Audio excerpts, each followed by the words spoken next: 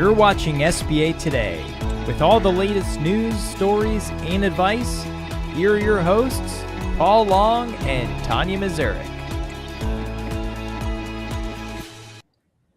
Can a few lines, Paul, that's buried inside a continuing resolution actually affect whether SBA lenders can keep making loans? Yeah, turns out yes. It can. Something important happened in the Senate this weekend. Many of you may not know or recognize the importance of. SBA specific piece could easily get lost in the bigger Washington headlines of what occurred. Anyway, apparently, apportionment anomaly is our sexy topic of the week. Anyway. And welcome to SBA Today, sponsored by SBA Collective for the week of August 11th. I am Paul Long. And I am Tanya. And yes, okay, continuing that thought, Senate passes a continuing resolution. But the SBA language is the story for us to actually go through, right? Senate passed the credit resolution 90-6 on early hours of Saturday morning, like 4 a.m., y'all. Senate version would keep the federal government funded through December 11th of 2026. Now, keep in mind, House already passed one that would keep it funded differently, of course, through December 4th, but it doesn't include what the one that was passed on Saturday includes, which is a continuing resolution that Nagel actually introduced and has advocated for. Nagel says the Senate passed continuing resolution includes this advocated anomaly language that they have been trying to get in there, and it works for both the 7A and the secondary market guarantee program. Yeah, Nagel says the language allows both programs flexibility to support lending, secondary market activity at necessary volume. Keep that word in mind, within the applicable annual authorization without a prorated limitation during the continuing resolution period. Now, continuing resolution is a temporary funding authority, aka a Band-Aid. When Congress has not completed a full year appropriations by the start of a fiscal year, which if you are new to SBA lending, you should probably know this because we don't pass budgets, we pass continuing resolutions. But anyway, exactly. And the bottom line is without special treatment, these prorated shares, we don't have money for loans. And weird, that affects us. So that's a big thing on there. Absolutely. And like, I don't know. Let's make sure, I guess, everybody that's listening actually understands, I guess, what we're talking about with this, because it's a little, it's a few little lines that are buried in there, right? That make a really big difference. Okay. Borrowers and referral, including the borrowers and referral partners out there. What we want you to understand is we are not talking about SBA running out of money. We're not talking about that, right? That's what the continuing resolution actually helps, is to keep funding it until they can make up their minds, because obviously get off their assets. They can't make up their minds prior to the deadline. Weird. Anyway, we're talking about the possibility of having annual program capacity availability, but being limited in how quickly it can be used during a continuing resolution. Those are different, guys. Business acquisitions, construction projects, real estate closings, all that, they don't come neatly packaged and think of your pipeline. Think of your pipeline. I mean, it's the same thing, right? Things don't come in equal daily and monthly buckets, which is why this boring, seemingly anomaly language matters. Anyway. One thing that I want to mention on this is think about if we have these daily limits. Let's take us back to a time far, far behind us called PPP. And remember when all of a sudden they would turn on the spigot, and then all of a sudden the big banks would go out there with their technology and eat up every little authorization possible, and the small little community banks out there going trying to get it, and then it shuts off because it runs out of money. That's what they're trying to avoid on this.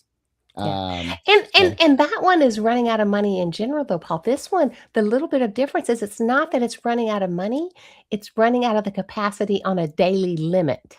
Right. And that's that's the big piece of it. So anyway, keep going. So props to Nagel for working very hard on this. This is a big deal for them, and thank you very much for doing that, the team there. So I mean, the biggest thing is obviously we have a 7A authorization for $35 billion. And then, it's prorated based on the days covered in the continuing resolution, right? You have to be an accountant to like figure all this out.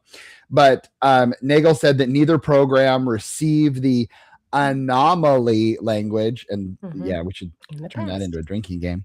So what that really means is the program has to operate within daily caps derived by the prorated authorization. So Nagel warned that high volume or pooled sale volume on a given day could cause a short-term pause on there. And I can just see nothing but problems if that were to, right? Yeah, think. Yep. Yeah. I don't know. It sounds like the government accounting until you follow it all the way down, actually, that little rabbit hole to the closing table. Buyer waiting. Think about this, guys. Buyer waiting to take over a business, seller expecting proceeds, construction schedules, all of this actually can be affected even in a day, even if it shuts down just for the day, right? So the policy may be happening in Washington. The consequences can become very personal very quickly. And I wanted to take this because y'all know how I love to do analogies and do an analogy for any of you out there listening that this kind of sounds like a bunch of gibberish, right? I got you. But think of it from terms of like a toll road. You got a toll road and they've allotted it a set amount of traffic, right? For the entire annual year or the entire year. During a continuing resolution, however, with an anomaly in it, that traffic can essentially, or without an anomaly, that traffic can essentially be prorated out into daily allotments. So only a set amount can go through each day. Doesn't matter, right, that they're not yet at that annual amount, but only a set amount can go through per day. So how does this happen? Let's say it's a Tuesday morning and rush hour and things are much, going much faster. Or let's really dig in deep, right? And let's go into Thanksgiving morning, right? Obviously, there's more people on the road on Thanksgiving, right? And so say the allotment for that day is hit at 10 a.m. in the morning. What's going to happen? That toll road is shut down for the day. It's just shut down for the day. And guess what? You're not getting turkey. You're not getting turkey, right? You got to wait till the next day and hopefully get in the line, for the next day's allotment as well. So it's kind of crazy. Anyway, there may still be plenty of capacity left for the year, as they say. You just can't use any of it that day, any more of it that day. The Nagel advocated anomaly included in the Senate passed version essentially says, keep the road open to meet the demand, right? As long as we stay within the annual cap or the annual limit. Agreed. Yep. Yeah. I can just imagine having to tell a borrower, sorry, not today. Oh, nope, didn't make today either. Like, could you imagine that conversation? Closings are hard enough. Let's throw another. Let's throw in another uncertainty and have to give, I mean, what do you say in a case like that, Paul? I mean, like, what would you say? I'm doing everything I can, but it's the government's fault. Call your congressman. Oh, shite. Well, yeah, exactly. I actually say that. I'm like, oh, call your congressman. It's so funny. I mean, because, it's hard to know what you say in a case. And quite honestly, it doesn't matter what you say. The whole end point is somebody's getting damaged because you can't close when you need it to close. That's like the big old piece of it. But, okay. I don't know. And just trying to like educate, that's that's super hard. But another part of this is the secondary market. And I love my secondary market. So when these things happen, the secondary market also shuts down. I can't sell loans, therefore I can't make lots of money and be happy. And so, we obviously sell the guaranteed portion to the secondary market. That obviously brings in liquidity back to the institution, which is why it's out there. Yeah, the premiums are nice, but it's the liquidity is the reason for it. Well, tell them why. Why? Because guess what, guys? As soon as a bank gets that liquidity back in their coffers, basically, guess what they can do with it? It's a recycling. Lend it out to another money borrower. laundering in this is legal money laundering. Don't listen to him. Way, shape, and form. Legal money laundering. What? It's wash and repeat. Oh God! Isn't that laundering? There's money laundering. Come on, Tanya. It's true. Anyway, but definitely that, a lot of like smaller institutions like that really need that. And so keeping those doors open is a really important piece. Yeah. And also, guys, when we're talking about the program authorities, we're talking about, I guess the capacity with SBA is legally permitting to support, not actually lend. I think maybe some of the borrowers out there really think that SBA is the one that's giving the cash out there. It's not like they have a 35.5 billion checking account that they're writing checks on daily, or there's a debit card somewhere sitting around. That's just not how it is, right? It's the banks that are lending this money, and it's SBA actually supporting and I don't know, I guess backing that money, not them supplying the money. Anyway, all right. So why should we care about this, guys? Borrower may never even know. Borrower doesn't even know or need to know that the guaranteed portion was sold when it comes to what Paul was talking about, right? On the secondary market. They don't need to know this, but why does it matter to them, right? Think about the ecosystem. Like Paul said, lender makes the loan. Capital is deployed. Guaranteed portion can be sold. It's not always, guys. Can be sold. Liquidity comes back. Blah, blah, blah. Wash, lend, repeat, whatever. Lend again. Secondary market isn't just something that's happening behind the scenes after a borrower's closing. It helps keep the whole wheels turning for the next borrower. I don't know. And it's a good investment vehicle for individuals out there. It's in a lot of funds out there. It's in that's everywhere. True. Paul, how important do you think the secondary market liquidity, I guess, is to the smaller community lenders versus larger institutions? I love getting into this because there's a difference, guys. It's very critical for smaller organizations, and smaller organizations have a more difficult time usually doing SBA lending just because the complexity, they don't have the bodies, etc. The larger institutions, I'd probably say maybe 3 billion higher, can do a little bit more because they have the people to do so. But when those smaller institutions, like liquidity matters. One big loan is a big freaking deal compared to one of our big bank friends that, a massive loan to whatever is, it's a drop in the pond. It's like $1 in your pocket.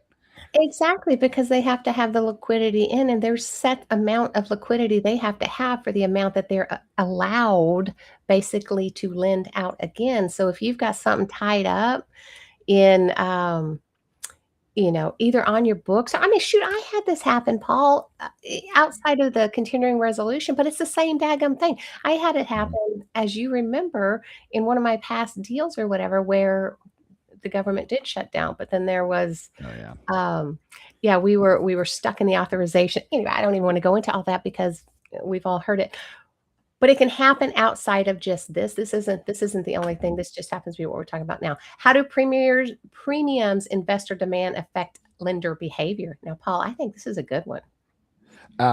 Absolutely. I mean, here's the thing. I mean, let's pretend the secondary market goes away.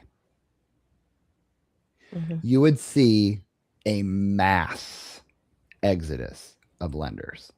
Oh, gosh. Therefore, less capital to small businesses. So if you're thinking, secondary market, whatever. No, the secondary market is 100%. Literally like cutting off a leg or both legs. Or two. I was going to say, I mean, it's a big deal. So, when your institution, and again, these are great to keep on your books too. Don't get me wrong. And, we do it. There's some other reasons both ways. There's reasons for it because you have the guarantee, but taking that away or limiting that or anything like that, it really is a problemo. And so, again, these continuing resolutions need to be able to do that so we can continue to provide that liquidity on there. So and that's what I found so interesting, I guess, with this is it's not something that most people would read this big old document, right, of Congress and find that, tiny little thing in there and recognize that it has a significant impact, truly, on the SBA industry. I am so thankful that NAGLE has our back, right? They are our advocates. If you're not a NAGLE member, you should be. Anyway, that's right. So kudos, NAGLE.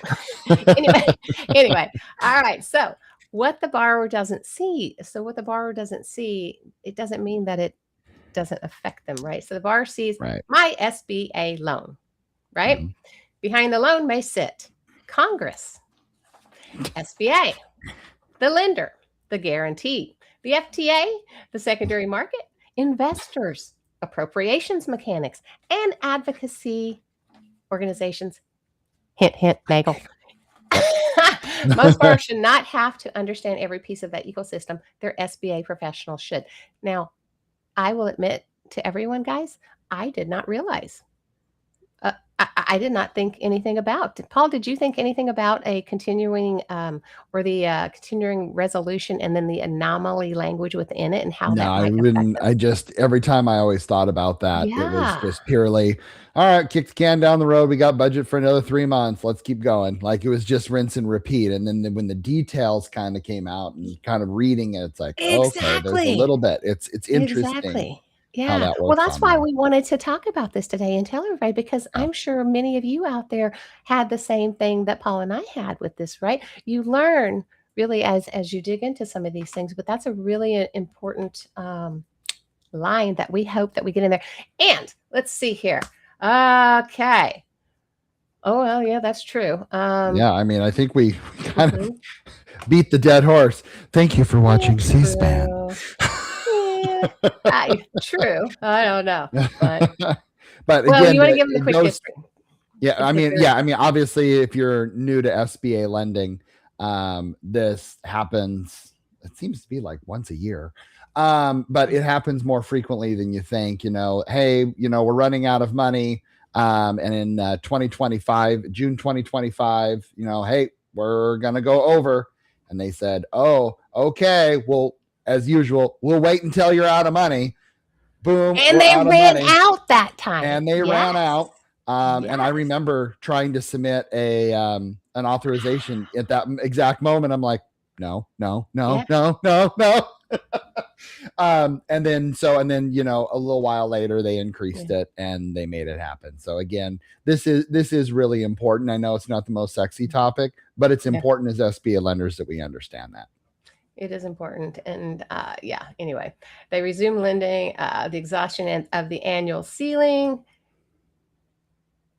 Yeah, that could be a problem. Anyway, not the same as continuing resolution that we're talking about, obviously, because that's a prorating constraint, but it's similar, guys. And that's what I think we all need to know. It's going to give some of the same behaviors, right, that running out of money can, because if it's basically the same dadgum thing, even if it's different.